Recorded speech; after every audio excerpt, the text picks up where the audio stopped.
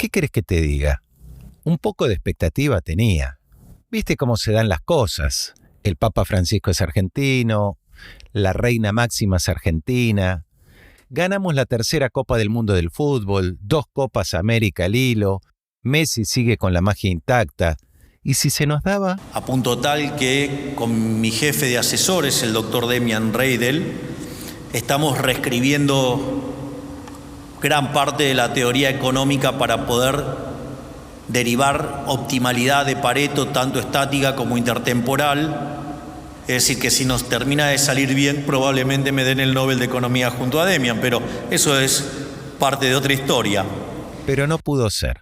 El Premio Nobel de Ciencias Económicas de este año ha recaído en el trío de investigadores Daron Acemoglu, Simon Johnson y James Robinson. Välkommen till Kungliga Vetenskapsakademin och den här presskonferensen då vi ska presentera Sveriges Riksbankspris i ekonomisk vetenskap till Alfred Nobels minne. Hay mucha bronca en la Casa de Gobierno de Lilliput. No la vieron los del comité del Premio Nobel. Un asesor al que le gusta correr con la pistola en la mano está pensando en mandar a un streamer a escrachar los zurdos de mierda de la Academia Sueca del Nobel.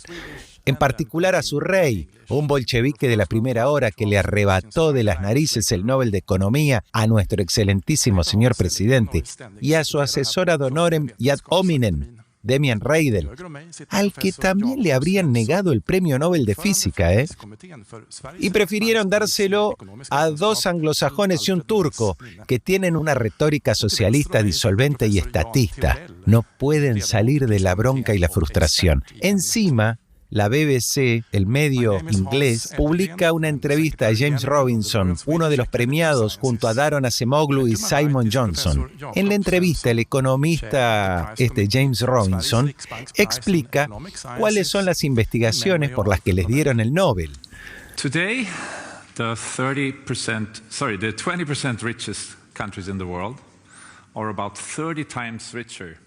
Por sus estudios empíricos y teóricos que exploran las diferencias en la prosperidad de las naciones y su análisis sobre la desigualdad. Entre otras cosas, Robinson dice intentar entender por qué el mundo está dividido entre países que son prósperos y otros que son pobres. Y cuenta que nos hemos preguntado cómo surgió históricamente esta diferencia y cómo se ha mantenido pese a las enormes consecuencias en el bienestar humano. Hemos visto enormes mejoras en los niveles de pobreza en algunas partes del mundo, por ejemplo China, pero no ha sido así en otras regiones como África subsahariana y América Latina. Imagínense leyendo esto en algunos despachos de la Casa de Gobierno de Lilliput. Sigue diciendo Robinson, y en países como Estados Unidos vemos amenazas a la inclusión social y a la prosperidad. Aún hay enormes desafíos para crear sociedades más inclusivas, prósperas y democráticas en el mundo. Realmente un discurso totalmente socialista, Y nuestra investigación muestra que la pobreza y la desigualdad en América Latina están profundamente arraigadas en el colonialismo, la explotación de los indígenas y la existencia de la esclavitud. Esas desigualdades se autorreproducen de muchas maneras en la actualidad. Sigue diciendo el economista que recibió el Premio Nobel. Latinoamérica tiene grandes problemas de inclusión, marginalización, explotación. Por eso es pobre y aún siguen tratando de encontrar una salida. Y ahí siguieron leyendo, a ver si parte de la salida era lo que estaba sucediendo aquí en Lilliput. Ha habido progresos, dice Robinson, en países como Chile en las últimas décadas, desde el colapso de la dictadura. Podemos pensar en Costa Rica, o en países como Bolivia, en el sentido de ascenso de los pueblos indígenas. Pero otras partes de Latinoamérica han ido en la dirección opuesta. Pensemos en países como Venezuela o Argentina, que siguen patrones complicados, o Nicaragua y la consolidación de una autocracia en el país. Decididamente, el comité del Premio Nobel no la ve. Están mirando para otro lado. Encima nos vienen a hablar de colonialismo y conquista justo cuando estamos cerca del 12 de octubre y en Lilliput se nos había ocurrido reimplantar la idea de descubrimiento y raza. A mí igual no me parece nada nuevo.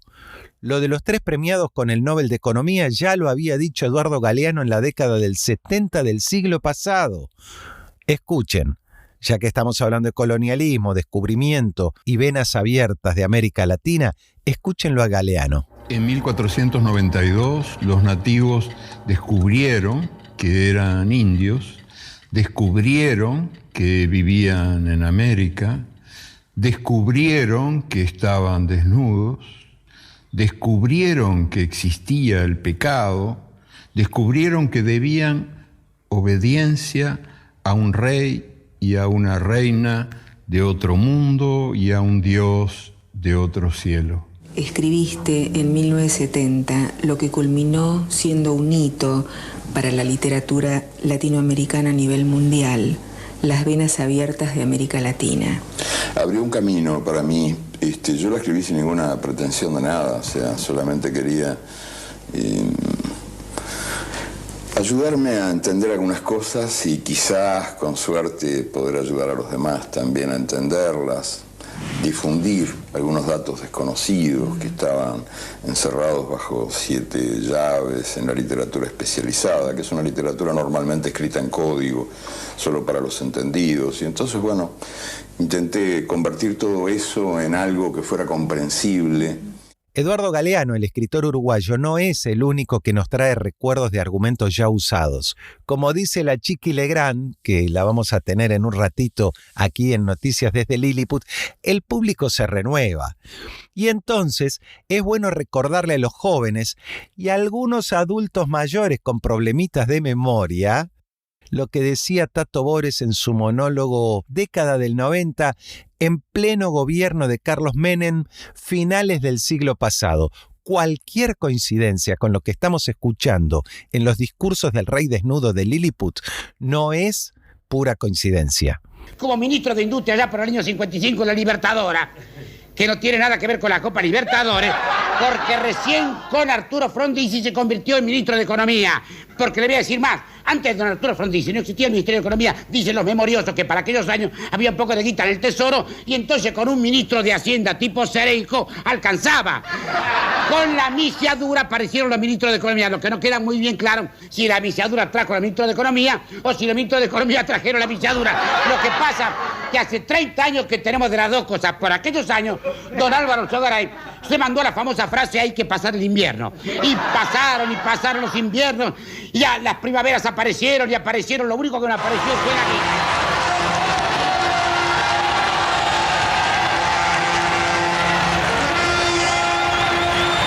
Fratelli e sorelle, buonasera.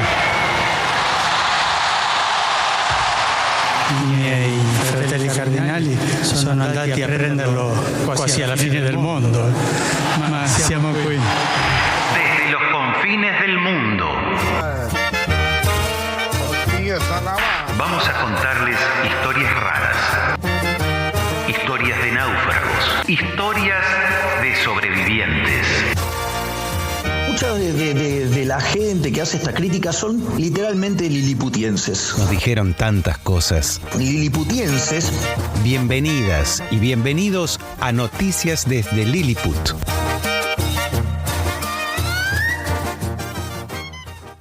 Hola, ¿cómo estás? Soy Andrés Lagota y aquí aceptamos el desafío de asumirnos como liliputienses. Te recuerdo que tenemos un número de teléfono, el +54 911 30 96 91 72, para que nos dejes mensajes en Telegram y WhatsApp. Y si querés colaborar con la continuidad de la serie, podés sumar unos pesitos compartiendo un tecito. El link para colaborar está en la descripción del episodio. También nos podés seguir en redes a través de los canales que vas a encontrar de nuevo en la descripción del episodio. Y como les digo siempre, tomen libreta y algo para escribir, porque hoy la agenda viene cargadita de números. Es la agenda de los liliputienses, ¿no? Anota. Sacá la libreta que se viene la agenda liliputiense. Soy el máximo exponente de la libertad a nivel mundial. Lo que Salamanca no da, lo que Natura no da, Salamanca no presta. Bueno, eso sería...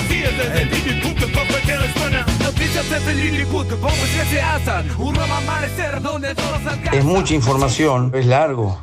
En un país donde la gran mayoría de los niños son pobres y no saben leer, escribir ni realizar una operación matemática básica, el mito de la universidad gratuita se convierte en un subsidio de los pobres hacia los ricos, cuyos hijos son los únicos que llegan a la universidad con los recursos, la cultura y el tiempo como para poder estudiar. El portal chequeado.com desmiente lo que dice el desnudo rey en la presentación del Palacio Libertad, ex Centro Cultural Kirchner.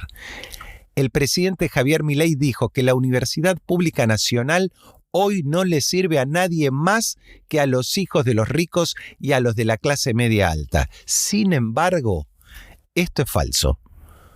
Falso, sí. Según los últimos datos disponibles del INDEC, analizados por chequeado.com, el 42,3% de los estudiantes universitarios provienen de los 4 deciles de menores ingresos. De estos alumnos, la mayoría, el 90,91%, asiste a universidades públicas. Cuando decimos deciles, no es que le decimos decir a alguien, es cómo se divide la población según algunas variables, como pueden ser las de ingresos o como pueden ser las de nivel socioeconómico. Además, entre el 48 y el 60% de los ingresantes a universidades públicas en la Argentina son la primera generación de su familia en acceder a estudios universitarios, lo que demuestra el papel de la universidad pública en la movilidad social ascendente. De esto vamos a estar hablando en nuestra entrevista de hoy. Y tras el veto del presidente, lejos de aplacarse el conflicto, se despertó, como le gusta decir a él, se despertaron leones. Bueno, no sus leones. Se despertó un gigante que no sabemos qué consecuencias va a traer en Lilliput. Pero no es Gulliver el gigante. Es una pirámide humana de cientos y cientos de miles de liliputienses. Hay facultades y colegios tomados en todo el país. No pasaba desde 2001 que hubiera tantas facultades y colegios tomados. Tomas que fueron decididas en asambleas multitudinarias, que cuentan con la solidaridad de otros sectores sociales que también están peleándola. Garantizando que quienes tienen que cursar finales, garantizando que quienes tengan que cursar parciales lo puedan hacer en condiciones.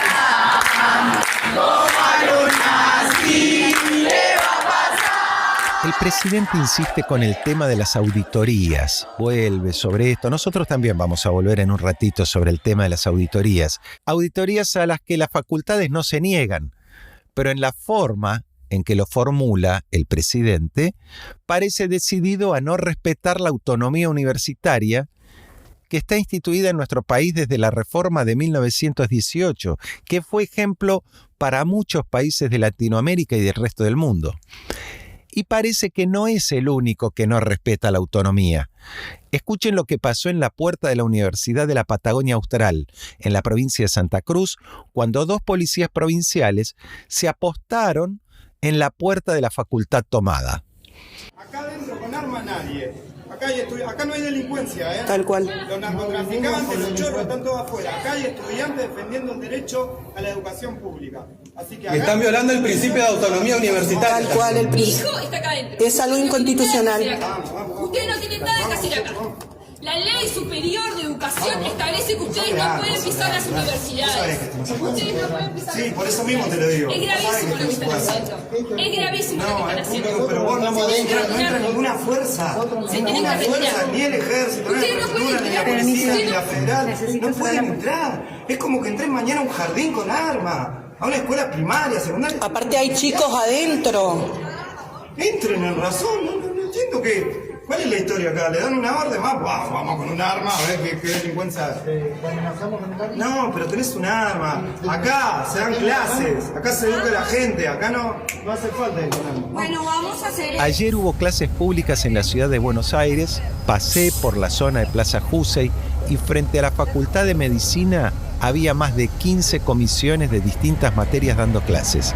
Y más tarde, una marcha de antorchas hasta el ex Ministerio de Educación, devenido en Secretaría. Protestas similares ocurrieron también en distintos puntos del país.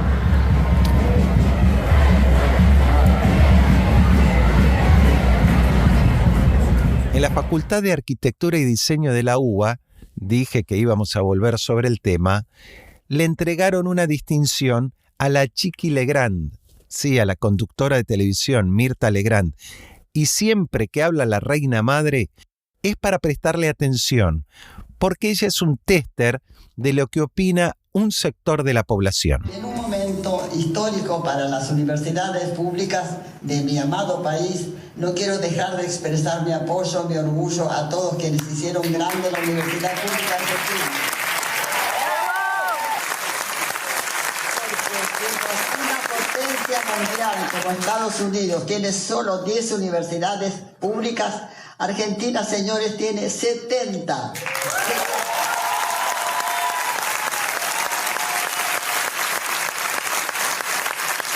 Está muy bien que los distintos gobiernos o administraciones hagan un saneamiento de lo que está mal, pero con el máximo cuidado, con respeto y preservando un tesoro que tenemos, que nos envidia el mundo entero, la educación universitaria gratuita en esta universidad. La UBA se formaron, por ejemplo, los 5 premios Nobel que tiene la Argentina. El gobierno festeja los números de caída del riesgo país y de suba de los bonos argentinos. Bueno, medio serruchito, ¿no? Pero por momentos sube, por momentos baja, mientras la plata sigue sin aparecer. Y varios tribunales se envalentonan en Inglaterra, en Estados Unidos, para que los fondos buitres puedan cobrar lo que le reclaman al Estado Nacional. Pero hay ¿cómo decir? 2 realidades paralelas. Las cifras del mundo financiero especulativo, donde el objetivo es pagar la deuda con los bancos, acreedores, los bonistas, y una vez pagada la deuda, con el resto vemos qué hacemos. Y después está el mundo diario, cotidiano, el mundo de los liliputienses. Escuchen estas cifras también. Son datos del CEPA, el Centro de Economía Política Argentina. Como dicen ellos, datos para argumentar, argumentar para entender, entender para transformar. Pero son datos oficiales, ¿eh? En el mes de julio se perdieron 8.890 puestos de trabajo registrados en el sector privado. No estamos hablando del ajuste en el Estado, en el sector privado. Y en los primeros 8 meses de gobierno de Javier Milei, la caída total es de 146.465 empleos privados. Para agosto, según la encuesta de indicadores laborales de la Secretaría de Trabajo, se espera una contracción adicional del 0,1% que equivale a 6.225 puestos de trabajo más que caerían.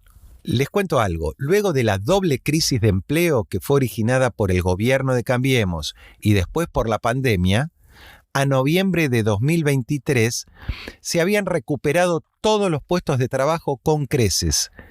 Sin embargo, con la asunción del nuevo gobierno, el abandono del mundo productivo despierta las alarmas sobre el mercado de trabajo. La caída de puestos de trabajo va acorde, sonando en paralelo con el desplome de la actividad económica, que en julio fue del 3,1% acumulado interanual. 10 de los 14 sectores de actividad de los que se miden redujeron sus puestos de trabajo en julio.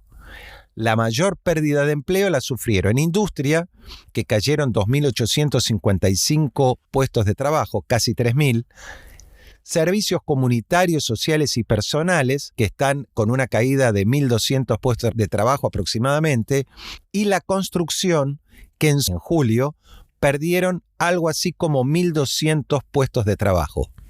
Si medimos por jurisdicciones, en julio de 2024 las más perjudicadas en términos absolutos fueron Buenos Aires, la provincia, Ciudad de Buenos Aires y Chaco. Y en los 8 meses de gobierno hay provincias que perdieron hasta el 11,8% de sus puestos de trabajo registrados privados. Por ejemplo, el caso de Formosa. noticias desde Lilliput, bombas que se alzan, un nuevo amanecer donde todos alcanzan. Bueno, y hasta aquí, hasta Noticias desde Lilliput, se acercó María Joselevich, que es coordinadora de la licenciatura en Enseñanza en Ciencias Naturales de la Universidad Nacional Arturo Jauretche, en Florencio Varela, provincia de Buenos Aires. Su currículum es muy extenso. Pertenece al Instituto de Ingeniería y Agronomía y al Instituto de Estudios Iniciales.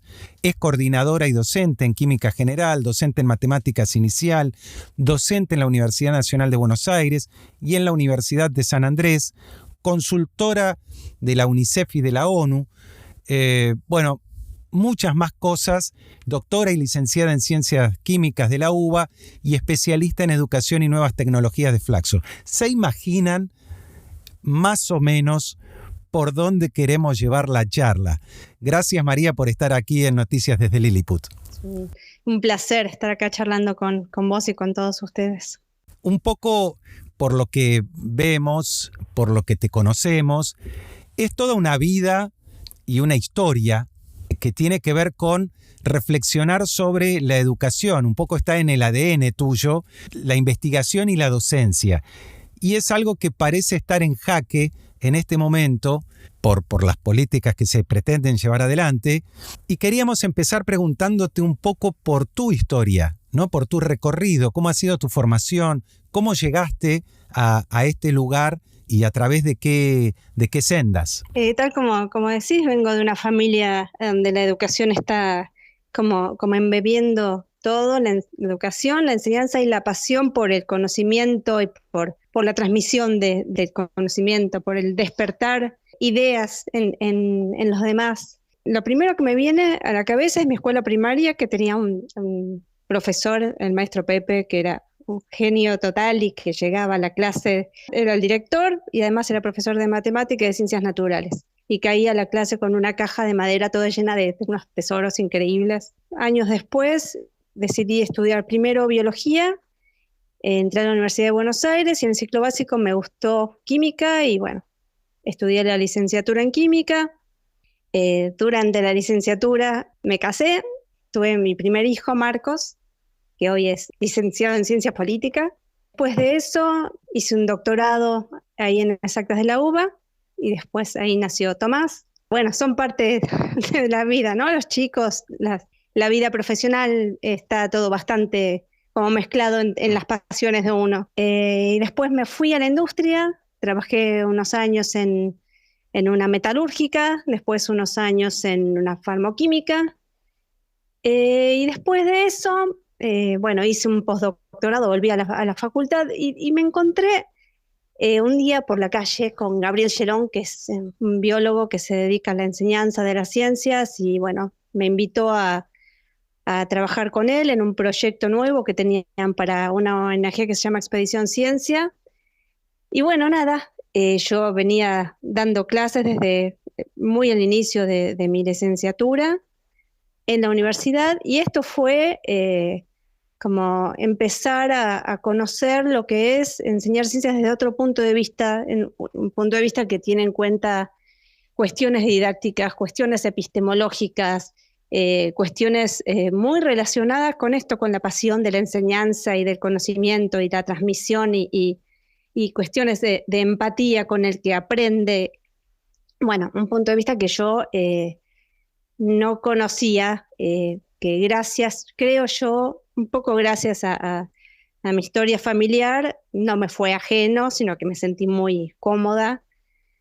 Y bueno, después trabajé con Expedición Ciencia muchos años, después de eso estuve en Conectar Igualdad, coordinando un grupo con el cual experimentábamos y proponíamos a los docentes cómo enseñar ciencias naturales utilizando la tecnología. Y después de eso vino el gobierno de Macri, cerraron Conectar Igualdad y conseguí por suerte trabajo en la Universidad Nacional Arturo Jauretche, en donde estoy desde entonces. Después hice muchas cosas en paralelo, soy como un poco inquieta. Trabajé para UNICEF con enseñanza por proyectos, también para la Fundación YPF. Pero bueno, en Jauretche hago lo que contaste recién.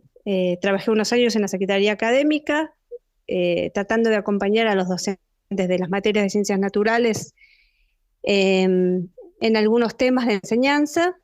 Y bueno, estoy ahora en esta materia, Química General, que es para ingenieros, y coordino la licenciatura en Enseñanza de las Ciencias Naturales, que es un ciclo de complementación curricular para docentes de ciencias. Ahora vamos a meternos en el tema de en qué consiste esta licenciatura y este tipo de trabajo, pero ya que mencionaste la Universidad Arturo Jauretche, que queda en Florencio Varela, era una de las preguntas que te quería hacer en medio del debate que se abrió en los últimos años, porque hay que decir que no empezó con Milei el debate, y es cuál es la importancia, vos que trabajás en una de ellas, de estas universidades que se abrieron en el Gran Buenos Aires, ¿no? O sea, ¿a qué tipos de carrera dan acceso? ¿Qué estudiantes acceden? ¿Son todos ricos, como dicen? Ojalá todos ellos fueran ricos. Ojalá toda la gente del país pudiera decirse que es rica. Mis estudiantes en general no son ricos. Bueno, de hecho los docentes tampoco somos ricos. Pero bueno, en particular hablo de los estudiantes que conozco. Te cuento muy rápidamente de la universidad. Tiene 4 institutos, un instituto de salud, en lugar de facultades nosotros tenemos institutos.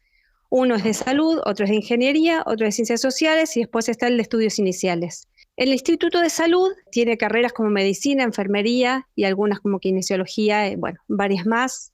En sociales está trabajo social, hay economía. En ingeniería tenemos porque ahí es en los que estoy yo, ingeniería industrial, ingeniería en transporte, bioingeniería, electromecánica, y la otra es ingeniería en informática. Y después el Instituto de Estudios Iniciales, que tiene por ahora 4 carreras, que son estas carreras para docentes egresados de institutos de formación docente, como la mía que después te cuento. Los estudiantes de la universidad, cuando se inauguró la universidad, eran muy de la zona y de a poco se fue expandiendo el área de influencia. Y hay típicamente, por ejemplo, el Instituto de Salud típicamente son mujeres con una edad promedio no grande para ser universitarias, mujeres con hijos, muchas mujeres solas. Hay mucho ahí de completar estudios o estudios universitarios, digamos, ¿no?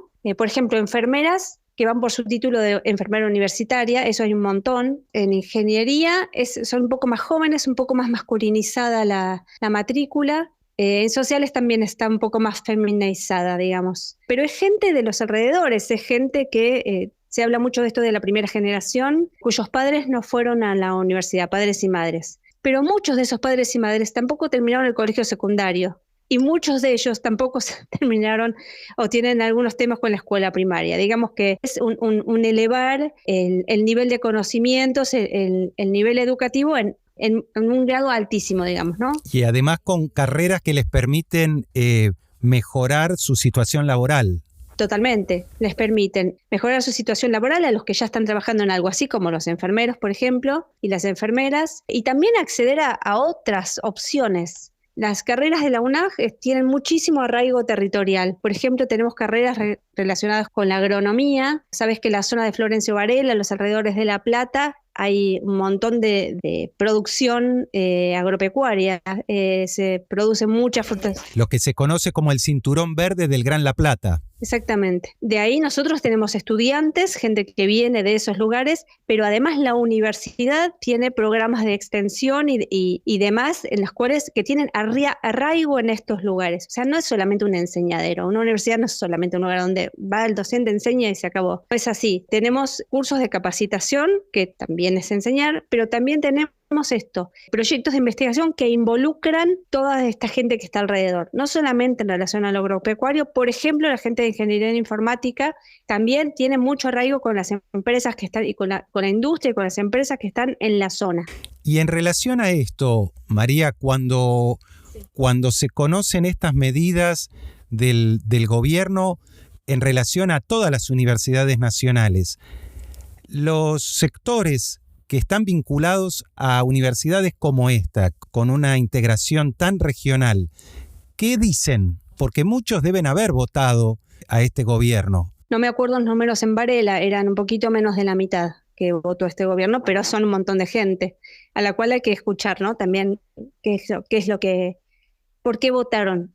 Yo lo que creo es que ellos votaron a Milei, que es el gobierno que está ahora, que no es que votaron lo que está ocurriendo ahora. Yo querría distinguir un poquito eso. Y ahora lo que dicen no sé. Te preguntaba en relación a la universidad. ¿Se van a quedar sin ese polo que fomenta una cantidad de actividades que tiene que ver con su estructura productiva? Sí, mira, cuando fue en el 2018 creo que fue que Macri hizo algo parecido, no tan salvaje, pero algo parecido a lo que quiere hacer Milei. Hubo un abrazo de la comunidad a la universidad, hubo como 30.000 personas que abrazaron a la universidad, fue algo muy, muy fuerte. O sea, está muy arraigada en la comunidad, es algo que levantó, incluso la universidad tiene su sede central en lo que eran los laboratorios de investigación de YPF antes de que YPF fuera privatizada. Y es un edificio que estaba muy caído, en una zona que estaba muy, muy caída, la zona entera, y la presencia de la universidad trajo vida. O sea, no solamente trae vida a la gente que va y estudia ahí, trae vida a los alrededores, a las familias, a los chicos que se imaginan que después pueden estudiar ahí, a los grandes que se imaginan que pueden estudiar ahí. O sea, a mí perdón, esto a mí me emociona.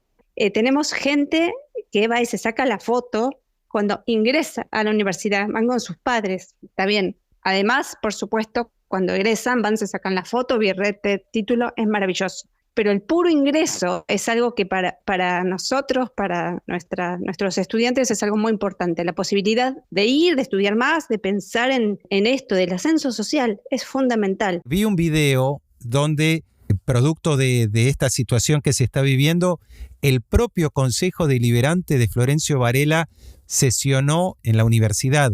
¿Cómo fue eso?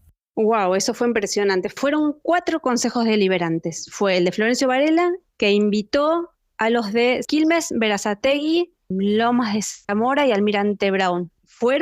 Llevaron hasta sus bancos, sus sillas, armaron la sesión del Consejo Deliberante ahí con el estrado, y lo que hicieron fue escuchar las palabras de nuestro rector. Escuchamos también, había representantes de las universidades hermanas, la Universidad de Quilmes, no quiero ser injusta y olvidarme, pero estaban las universidades, creo que Lomas de Zamora, y lo que dijeron fue un poquito lo que estamos hablando ahora, que la universidad es parte de la vida de estos lugares, de estos distritos, de estos municipios, y es una parte de la vida cultural, de la vida económica, de la vida educativa, de la vida política también. Y a esto lo que me refiero es que es un lugar donde se va a pensar. Mis alumnos, mis estudiantes, no piensan todos como yo, pero de ningunísima manera, pero piensan.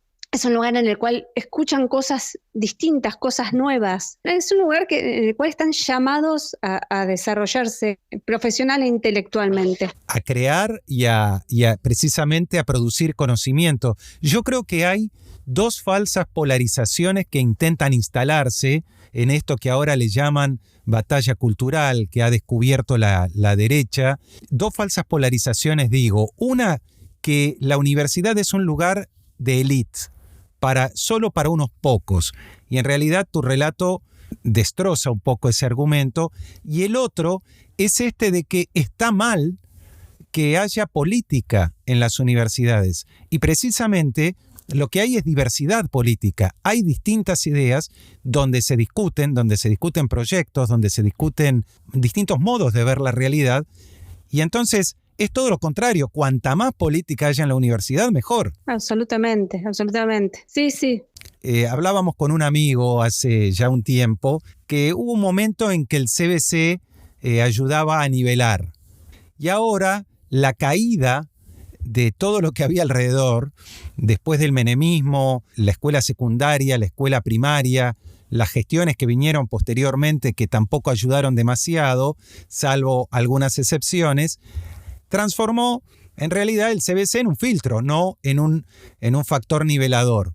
Entonces, esto que vos contabas de carreras universitarias o cómo desde la universidad se trabaja con los docentes secundarios, en este caso, de qué manera la universidad ayuda a que crezca también la educación de otros niveles. Por empezar, por la referencia al CBC. La universidad tiene en su estatuto puesta muy el sello de la inclusión. Dice la palabra inclusión. En nuestros términos de referencia como docentes está que nosotros nos tenemos que ocupar de la inclusión de los estudiantes. Eso implica que nosotros tenemos el deber de enseñarles de manera de encontrar la forma de que aprendan, ¿sí? No de que aprueben, de que aprendan. Después aprobarán.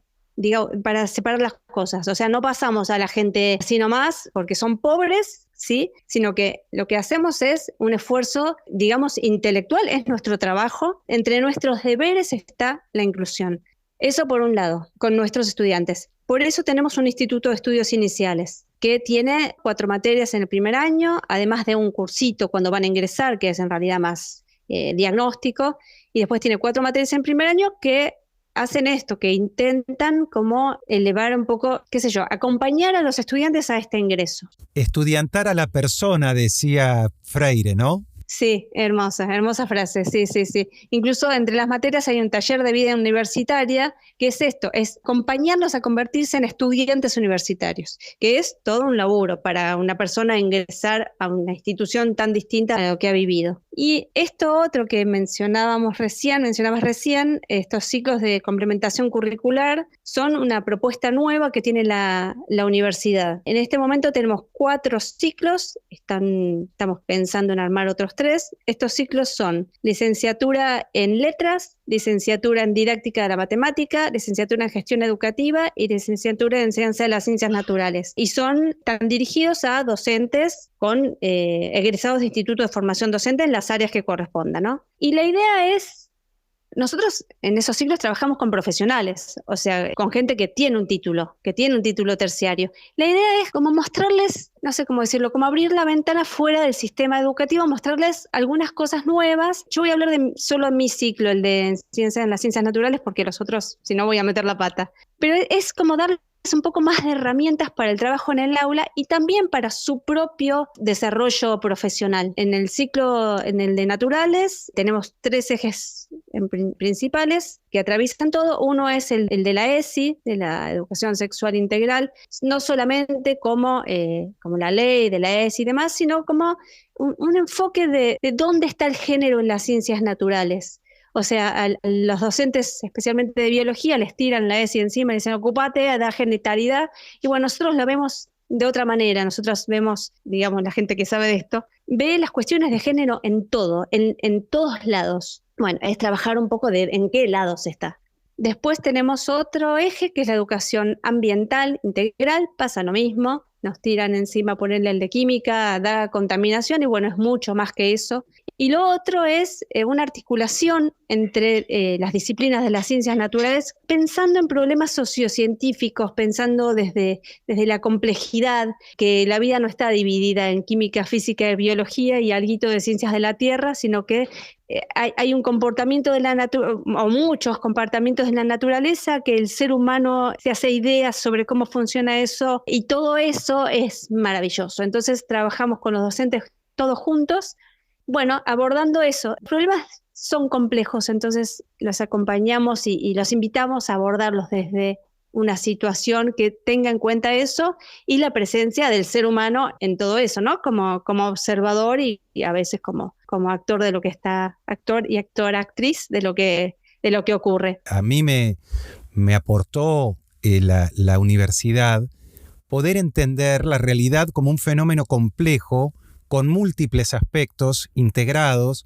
y que a veces por lo menos la educación primaria y secundaria que recibimos nosotros, un poco escolástica, hacía esto que decís vos, separar en áreas, en materias, un poco ficticiamente, y había que hacer un laburo muy complejo, decir, esto se conecta con esto, este río que pasa por acá que estudié en geografía tiene que ver con el riego de tal zona, o tal costa genera cosas que aparecían desintegradas, y que la universidad, yo creo que permite a los docentes, a los estudiantes, poder integrarlo, ¿no? Y en su propia vida intrauniversitaria también. En el último año del secundario, el proyecto 13, y nuestro colegio estaba adscripto a ese programa, y trabajábamos por proyectos. Íbamos algunos días a presentar proyectos, trabajábamos en equipo, Y yo creo que había un intento de hacer algo parecido. Estoy hablando solo desde la experiencia como estudiante, lo que recuerdo. Y era Colegio Nacional. En ese momento no había pasado Menem y su guadaña, era Colegio Nacional. Por ahí no me acuerdo si no eran los colegios nacionales de todo el país, la verdad que no me acuerdo. Pero sí es cierto que después se descontinuó. Y ese fue como un intento de hacer esto, de ver las cosas de una forma más cercana a lo que es la realidad, ¿no? Lo que acabas de decir, que los problemas son complejos y que los abordajes para resolverlos es mejor que sean múltiples y con muchos puntos de vista, lo cual además tiene, digamos, un beneficio colateral, que es que si uno trabaja con alguien con otro punto de vista, puede por ahí escuchar mejor, tener más empatía y bueno, me parece que es algo también de formación en la sociedad, ¿no? De pensar las cosas así. Y bueno, la carrera tiene un poco ese punto de vista, tiene alguito de investigación educativa, pero la idea tiende como la democratización del conocimiento, a mover un poquito las cosas de esto de que va el docente y enseña desde un estrado y el estudiante supuestamente recibe el conocimiento que le da el otro, docente o libro o lo que sea. Tendemos más a una construcción acompañada, digamos, que además las materias de ciencias naturales suelen tener ese cuco de que son difíciles, de que no se entiende de qué se habla, de que no se entiende a qué van, de que no importan, o no sé si no importan, pero de que son incomprensibles, que son para inteligentes. Y bueno, desde la carrera de ninguna manera pensamos que es así, ¿no? Pensamos que en todo caso, si alguien siente eso, por ahí no encontró otra persona que le presente las cosas de una forma un poco más significativa para el que lo recibe, ¿no? Esto no implica que todos tengan que tener estudios superiores en ciencias naturales, para nada, pero para la vida cotidiana, ¿cuál harina vas a comprar? ¿Te vas a vacunar o no te vas a vacunar? ¿Le crees al que te da consejos en TikTok? Bueno, para todo eso hay una mente crítica que yo creo que se necesita y que, bueno, nuestra idea es que se puede acompañar a desarrollar al menos en algunas partes, ¿no? Me gustaría que quienes nos están escuchando puedan llegar a hacer el corrido que acabo de hacer yo, porque en todo tu relato de lo que haces, de lo que hacen en la Universidad Arturo Jauretche, como en otras universidades del Gran Buenos Aires y de otros lugares del país, es eso lo que se busca desarticular. Pueden cerrar o no las universidades, pero a través de la desarticulación del sistema científico, a través de achicar, de elitizar lo que hay, lo que se busca desarticular es este acceso, esta mirada, esta creación de análisis crítico de las situaciones y a partir de allí de poder tomar decisiones no tanto desde lo emocional, me gusta, no me gusta, sino más desde lo pensado, lo analizado, lo argumentado. Sí, es poder tomar decisiones fundamentadas con base que sea un poquito más que esto, que alguien venga y me diga qué es lo que tengo que hacer o qué es lo que tengo que pensar o que sea más lindo o más fea la persona que me está hablando. Sí, es intentar dar herramientas para pensar. Esa es nuestra idea, nuestro objetivo. Bueno, y un poco también es el objetivo de estas entrevistas, María, que es quizá no atarnos tanto a la coyuntura, sino usar la coyuntura un poco como pretexto para pensar un poquito más allá de lo que nos plantean en lo inmediato. Che, ¿qué está en juego? ¿Cómo lo veo? ¿Qué otras experiencias hay? Que esto se escuche, ¿no? Que mi voz, que es una, no sé cuántos docentes somos, un montón. Esta es una sola voz de un montón de docentes que la gente la escuche y bueno, por ahí le lleve a tener un dato más de la realidad. ¿Puedo pasar la propaganda del ciclo, por favor? De la inscripción. Las inscripciones a los ciclos de complementación en letras, didáctica de la matemática, gestión educativa y enseñanza de las ciencias naturales son del 20 de noviembre al 5 de diciembre online, en la página web que es www.unag.edu.ar. Te queremos agradecer muchísimo tu participación aquí en esta charla en Noticias desde Lilliput y nos quedaron un montón de temas para seguir charlando apasionadamente. No llevarlos nadie negros, razas, sudacas. Vamos a volver a poner la voz en un color multicolor. Desde el confín del mundo, nuestra voz se siente. Liliputeadas de la semana. Es un solo matiz. Lilliput despierta con fuerza y con ímpetu. Lilliput construye un futuro diferente. En medio de semejante andanada de rechazo al veto de la ley de financiamiento universitario en todo el país y la discusión sobre de dónde tiene que salir la plata para sostener la universidad pública, el gobierno viene buscando corregir el discurso. Tienen un poco trabado el eje del manubrio, ¿viste? Y les cuesta un poquito el giro. Pero ahora dicen que no van a cerrar ninguna universidad, ni piensan arancelar. El mantra lo repitió esta vez el ministro de Economía de Lilliput, Toto Caputo, desde Mar del Plata, donde está reunido con el Coloquio de IDEA. ¿Quiénes son el Coloquio de IDEA? Un grupo de empresarios a los que siempre les gusta aplaudir al gobernante de turno, mientras los beneficie. Cosa que por otra parte parece que hacemos varios en Lilliput, ¿no? Las universidades es un caso igual, no están en juego las universidades. Todo el mundo razonable sabe que no están en juego las universidades ni el arancelamiento. Lo único que nosotros decimos es algo de sentido común. La plata no es nuestra, es de ustedes. La plata es de la gente. Entonces hay que auditarlos, porque además sabemos que se la afanan. ¿Está claro? Sabemos que se la afanan. Entonces, ¿qué dudas? O sea, ¿no te la afanás? Deja que te auditemos. ¿Qué querés que te diga? Yo tomaría al pie de la letra las palabras del ministro. Sí, si hay robo, delito, lavado, malversación, investiguemos, auditemos. Pero auditemos todo, ¿eh? Auditemos el dinero público y el privado. Auditemos los que fugan, auditemos los que blanquean, auditemos los que eluden, auditemos los que se mudan a otros países para que el Estado argentino no cobre los impuestos por sus actividades acá. Apliquemos la misma lógica para todo. Dale. ¿Sospechamos que se la llevaron? Entonces, vos, que fuiste ministro de una gestión anterior, y hay sospechas sobre lo que hiciste, no podés ser ministro y seguir manejando fondos públicos. Mirá, no te vamos a dejar manejar más plata pública hasta que no demuestres, hasta que no auditemos a dónde fueron a parar los 45.000 millones de dólares que le prestó el FMI y que tenemos que pagar todos los que pagamos, ¿no? ¿Sería injusto?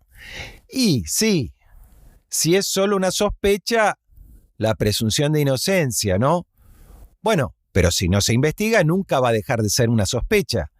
Y eso sí es injusto, para el sospechoso y para los que tenemos que pagar los platos rotos de las acciones sospechosas, ¿no es cierto? ¿Vos decís que hay más cosas sospechosas? Sí, sin duda.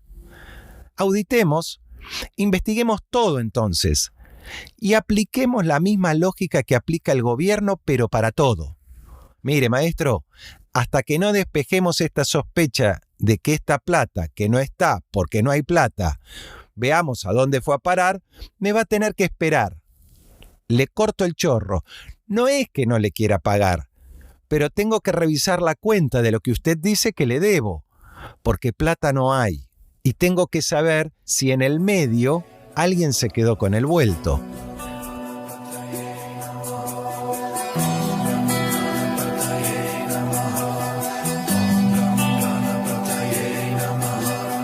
Pero el mantra, de tanto repetirlo, al final encoge y la manta, que servía para tapar varias cuestiones, va dejando al descubierto los pies, los brazos, la cabeza.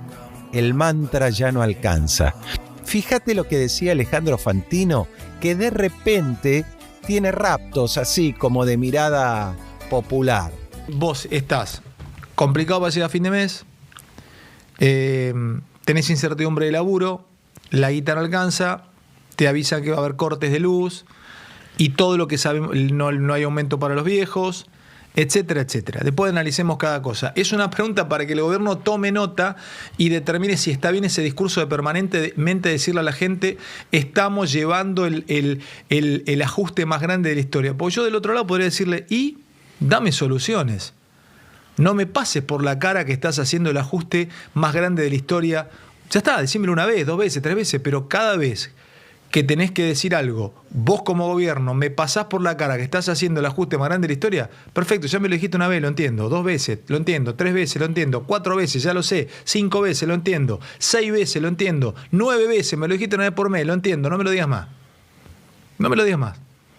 Empezá a darme solución, empezá a darme pequeñas referencias que me indiquen que la vida me mejora en el día a día, y yo te voy a acompañar.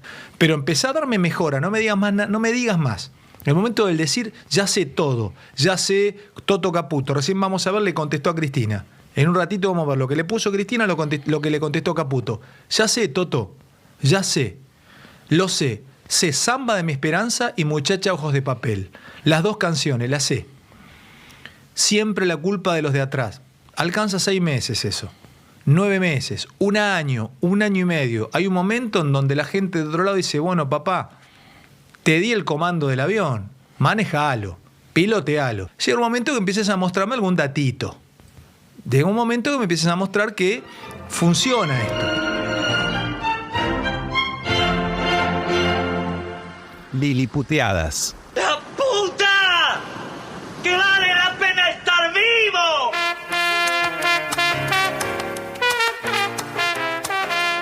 Liliputeada. Evento que nos ayuda a contar lo que pasa en una tierra que a menudo nos duele, pero que queremos entrañablemente. Llegamos al final de este 7º episodio de Noticias desde Lilliput. Como decimos, un país que amamos y que a menudo nos duele. Les recordamos que si quieren colaborar con la continuidad de la serie, pueden aportar unos pesitos compartiéndonos un tecito. El link para colaborar está en la descripción del episodio. Y también van a encontrar allí nuestras redes, donde compartimos material durante la semana. Compartí, likeá y recomendá. Y si te sumás unos pesos, nos vas a dar una gran mano. Soy Andrés Lagota y nos encontramos el sábado con el lado B de Noticias desde Lilliput y el jueves con nuestro próximo episodio.